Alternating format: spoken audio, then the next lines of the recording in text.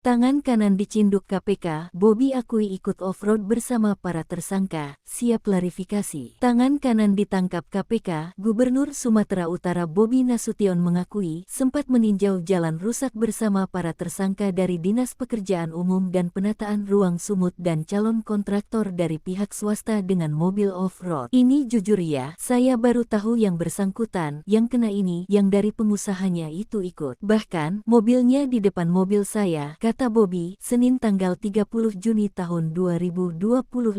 Diketahui, KPK pada Kamis tanggal 26 Juni tahun 2025 menangkap 5 tersangka kasus korupsi pembangunan dan pemeliharaan jalan lingkungan Dinas PUPR Sumut dan Satuan Kerja Pelaksanaan Jalan Nasional Wilayah I Sumut total Rp231,8 miliar.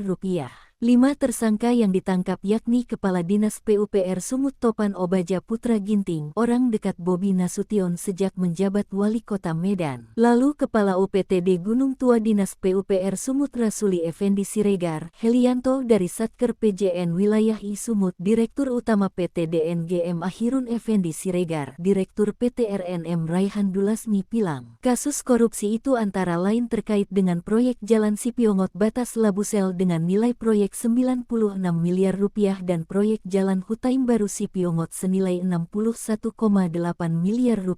Bobi dengan kendaraan off-road bahkan masuk ke daerah terpencil di Desa Sipiongot, Kecamatan Dolok, Kabupaten Padang Lawas Utara. Para tersangka, termasuk calon kontraktor ikut meninjau. Saya melihat langsung karena total jalan yang akan diperbaiki panjang, anggarannya besar. Karena itu saya ingin melihat benar apa tidak kondisi jalan yang difoto dan dikirim sama saya, kata Bobi. Bobi juga siap jika dipanggil dalam proses hukum itu. Namanya proses hukum, kita bersedia saja, apalagi kalau tadi katanya ada aliran uang, kata Bobi. Ia menjelaskan, jika ada aliran dana semua orang di Pemprov Sumut wajib memberi keterangan.